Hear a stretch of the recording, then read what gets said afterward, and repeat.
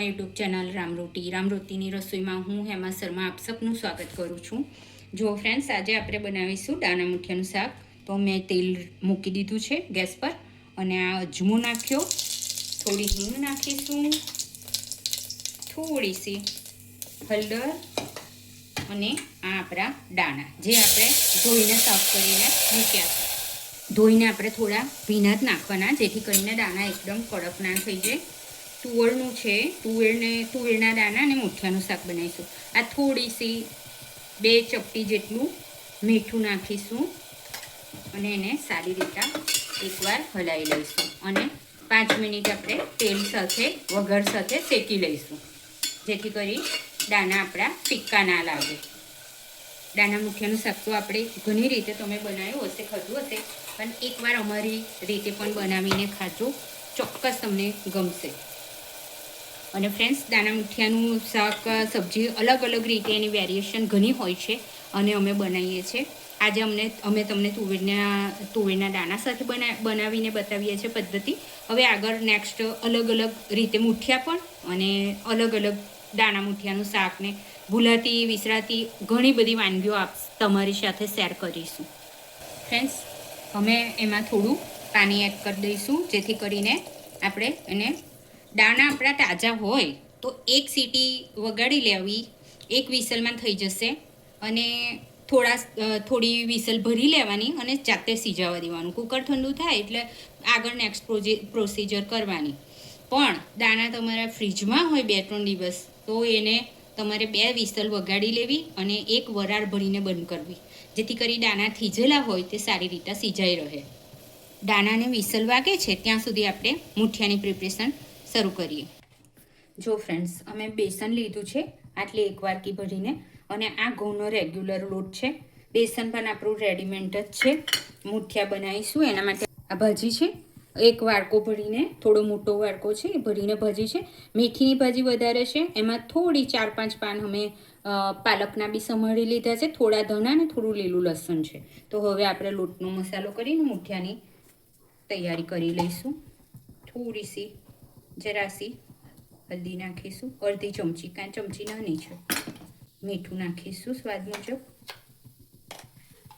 અડધી ટીસ્પૂન નાની આપણી આ અડધી ચમચી હિંગ નાખીશું, ધાણા જીરું, થોડું લાલ મરચું, 5 ટીસ્પૂન જેટલો ગરમ મસાલો છે। આ ફરસાણનો મસાલો છે જે અમે આ ઘરે બનાવીએ છીએ તે થોડો નાખી લીધો છે કારણ કે મુઠિયા છે એક જાતનું ફરસાણ છે તો એમાં આમ ગરમ મસાલો સારો લાગશે।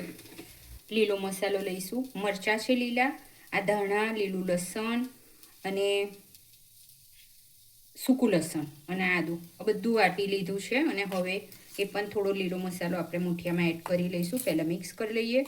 સબ્જી માટે મસાલો રેડી કરીને રાખવાનો છે, એમાંથી આપણે મુઠિયામાં યુઝ કરીશું। લસણ તમે ના ખાતા હોય આદું લસણ તો એને સ્કીપ કરી લો।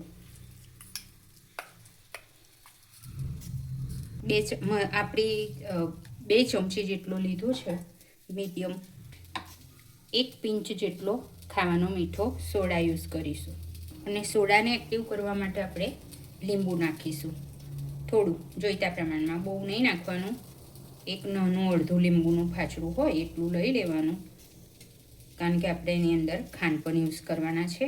ફરસાણમાં ખાટો મીઠો ટેસ્ટ સારો લાગે છે। હવે આપણે ખાંડ લઈશું, 2 નાની ચમચી ખાંડ લઈ લીધી છે અને એની સાથે જ આપણે થોડું મોણમાં તેલ લઈશું, 2 ચમચી જેટલું અને એકવાર આપણે મિક્સ કરી લઈશું બધો મસાલો લોટ સાથે। આમાં તમે જુવારનો લોટ પણ નાખી શકો છો, બહુ સરસ ટેસ્ટ આવે છે। આજે અમારી પાસે જુવારનો લોટ નથી માટે એને સ્કીપ કરેલો છે, બાકી તમે એકલા ઘઉંના લોટને આજે આપણે બેસનમાં બનાવ્યા છે એ જ રીતે તમે બેસન અને જુવારના લોટના બનાવી શકો છો, સરસ લાગશે। મુઠિયા ખૂબ જ ટેસ્ટી લાગશે, ફરસા પણ થશે, ટેસ્ટી બી થશે અને જુવાર તો ઓલમોસ્ટ હેલ્ધી વસ્તુ છે। આ દરેક લોટના કણમાં આપણે મસાલો મિક્સ કરી લીધેલો છે, લોટમાં મસાલો ભળી ગયો છે। હવે આપણે આપણી ભાજી ધોઈને નિતારીને મૂકેલી છે એને એડ કરી લઈશું મોસ્ટ ઓફ અમારા વિડીયો તો હિન્દીમાં અમે બનાવેલા છે, પણ તુવેરની સાથે જે પ્રેમ છે, જે માયા મમતા છે, તે ગુજરાતવાળાની બહુ જ છે. માટે અમે અહીંયા વધારે તુવેર વપરાય છે. ગુજરાતમાં તુવેર વધારે વપરાય છે. ગુજરાતમાં તુવેર માટે બહુ જ ગાંડો પ્રેમ છે. એટલે આ અમે જેટલી પણ તુવેરની આઈટમો છે, મોસ્ટ ઓફ વિડીયો અમારાથી થશે તો ગુજરાતીમાં બનાવવા કોશિશ કરીશું. દાના મુઠિયાનું શાક અમારા ઘરમાં બધા બહુ પસંદ કરે છે, તો અમને થયું કે રેસીપી તમારા સાથે પણ શેર કરીએ. અને આનો લોટ આપણે બહુ ઢીલો નથી કરવાનો, આપણે પાણી નાખેલું જ નથી, પણ મેથીનું પોતાનું મોઇશ્ચર હોય છે અને જે મસાલા મીઠું નાખ્યું છે એમાં જ આપણો લોટ બંધાઈ ગયો છે. હવે આને કૂણવી લેવાનું બરાબર અને તેલવાળા હાથ કરીને નાના નાના બોલ્સ મુઠિયાના બનાવી અને આપણે તળી લેવાના છે. તો કરીએ આગળ આપણે.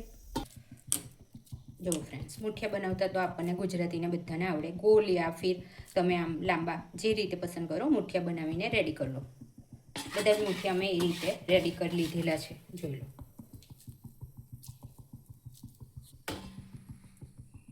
ફ્રેન્ડ્સ, તેલ આપણું ગરમ થઈ ગયું છે, થોડું ચેક કરી લઈશું. યા થઈ ગયું ગરમ. ધીમા તાપે જ રાખવાનું મુઠિયા એડ કરીએ ત્યારે, અને એક એક મુઠ્ઠો આપણે એડ કરી લેવાનું છે, જેટલા તેલમાં આવે ઇઝીલી એ રીતે.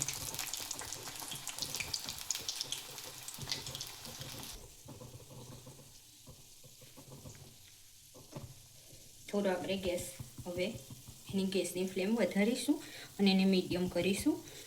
આપણા મુઠિયા એક સાઈડથી હવે સેટ થવા લાગ્યા છે અને બંને સાઈડથી સારા ગોલ્ડન બ્રાઉન આપણે તળી લઈશું.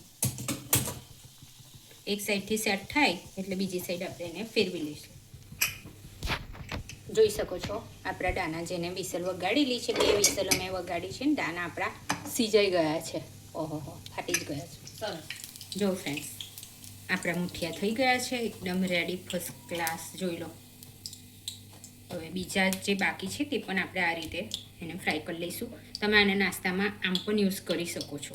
આપણે આજે એને સબ્જીમાં યુઝ કરીશું. આપણે આ જ રીતે પહેલાંની જેમ આ મુઠિયાને પણ ફ્રાય કરીને રેડી કરી લઈએ. તે પછી આગળની પ્રોસિજર આપણે શરૂ કરીશું. શાકને ફાઇનલી આપણે વઘાર કરીશું. 1 પિંચ આપણે તેલ મૂકી દીધું છે, આપણે મોટી 3 ચમચી જેટલું, અને 1 પિંચ આપણે હિંગ નાખીશું અને આપણે આપણું શાક તૈયાર કરીશું. દાણા મુઠિયા તૈયાર છે, તો હવે સબ્જીને વઘારી લઈશું. આપણે થોડી સી હળદર નાખીશું. આપણે દાણા બાફતી વખતે નાખેલી છે એટલે ઓછી નાખીશું. 1 ચમચ જેટલું મરચું નાખીશું. મરચું તમે તીખું ખાતા હોય તો તીખું, નહીં તો કાશ્મીરી રેડ ચીલી યુઝ કરી શકો. ધાણા જીરું પાવડર 1 ચમચી, અને આ વાટેલો આપણો ગ્રીન મસાલો. ગેસ થોડો મીડિયમ કરી લઈશું. આજે અમે આ સબ્જી થોડી સૂકી બનાવીશું. તમે આને રસાવાળી કરવા માંગતા હોય તો પાણીને એ રીતે તમારે એડજસ્ટ કરી લેવું. થોડું સાંતળી લઈશું. મસાલાને જેટલું આપણે સારી રીતે સાંતળીએ મસાલાનો ટેસ્ટ એટલો સરસ આવે છે. પાણી વાડકી ધોઈને આપણે યુઝ કરી લઈશું, જેથી કરી આપણો મસાલો દાજી ના જાય. ગેસ થોડો ધીરો કરી લઈશું. સ્લો ગેસ પર જ મસાલો આપણે શેકી લેવાનો છે સારી રીતે. તમે આનો કલર ગ્રીન કરવા માંગતા હોય તો તમે આની અંદર પાલકની પ્યુરી એડ કરી શકો છો. અમે એનો એઝ ઇટ ઇઝ જે નેચરલ એનો કલર હશે એમાં જ આપણે કામ કરી રહ્યા છીએ. મસાલો આપણો તૈયાર થઈ ગયો છે. એક વસ્તુ હજુ એડ કરીશું. આપણા તલ મુઠિયામાં પણ નાખવાના હતા, એ તલ આપણા મુઠિયામાં સ્કીપ થઈ ગયા છે, પણ સબ્જીમાં આપણે એડ કરીએ છીએ, જે આપણે એડ કરી લીધા છે. અને સબ્જીને મુઠિયામાં થોડા તલ પણ એડ કરશો, ઘણા સારા લાગે. આપણે મુઠિયામાં નાખતા જોઈએ છે, મારાથી સ્કીપ થઈ ગયું છે. શાકમાં પણ નાખવાના થોડા, અને મુઠિયામાં પણ નાખવાના. મસાલો આપણો શેકાઈ ગયો છે બરાબર, તેલે આવવા બાજુ છે, એટલે હવે આપણે એની અંદર દાણા એડ કરી લઈશું. અને થોડું દાણાને મસાલા સાથે 5 મિનિટ શેકી લઈશું.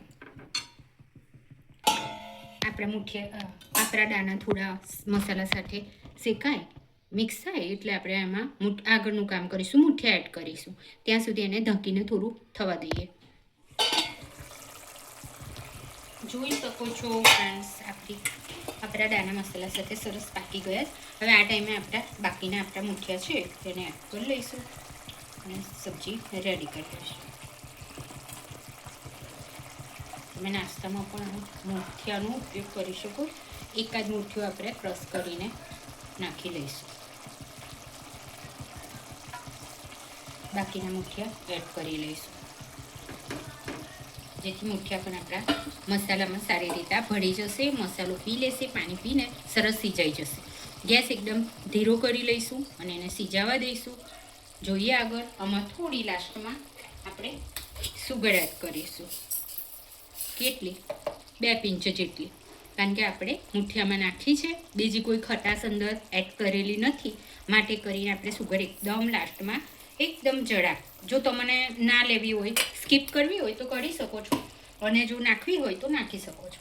અને આ આપણે સૂકી સબ્જી બનાવીએ છીએ, રસાવાળી બને તો એની પ્રિપરેશન, એની થોડી તૈયારી અલગ હોય છે. નેક્સ્ટ ટાઈમ આપણે એ પણ કરીશું. અત્યારે આને સિજાવા દઈએ. ફ્રેન્ડ્સ, આ 2 મિનિટ થઈ છે. જો પાણી શોષા બાજુ મુઠિયાને આપણે ફેરવી લઈશું, જેથી કરીને બંને સાઈડથી તેલ, મસાલો, પાણી જે છે રસો એબ્સોર્બ કરી લેશે મુઠિયા, એ સરસ સિજાઈ જશે, ટેસ્ટ સારો આવશે. જોઈ લો. હવે આને 5 મિનિટ આપણે સિજાવા દઈએ એકદમ સ્લો ગેસ પર. ત્યાર પછી આગળનું કામ કરીએ. વાવ તો કેવું જ પડે. જો કેટલું સરસ સબ્જી આપણું રેડી થઈ ગયું છે. શાંતિથી આરામથી આપણે એને થોડું હલાવી દઈશું અને થોડું હવે એને ખુલ્લું જ થવા દઈશું. થોડું 2 મિનિટ 3 મિનિટ એને ખુલ્લું થવા દઈએ, ત્યાર પછી આગળનું કામ કરીશું.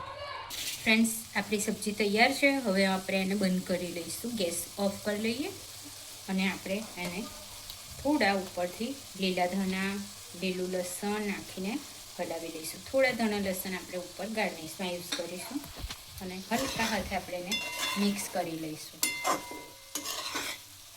જોઈ શકો છો મજેદાર દાણા મુઠિયાની સબ્જી રેડી છે આપણી. તો ફ્રેન્ડ્સ, જોઈ શકો છો આપણી દાણા મુઠિયાની સબ્જી ખાવા માટે રેડી થઈ ગઈ છે. આપ અને રોટલી, પરાઠા, રોટલા, બાજરી જુવારના રોટલા સાથે, દાળ ભાત સાથે, બધા સાથે ખાઈ શકો. અને જેને ઊંધિયું ગમતું હોય અને વધારે લાંબી પ્રોસિજરો ના કરવી હોય, ઝંઝટો ના કરવી હોય, એના માટે તો આ બેસ્ટ છે. તમારી પાસે ઝીણી સેવ હોય તો ઉપરથી એને ભભરાવી અને યુઝ કરી શકો. ટિફિનમાં પણ બેસ્ટ છે. સ્વાદમાં તો મજેદાર છે. તો પછી બનાવો અને ખાઓ. અને તમને પસંદ આવે તો લાઈક કરો, શેર કરો, સબસ્ક્રાઈબ કરો friends. Thank you watching for my video.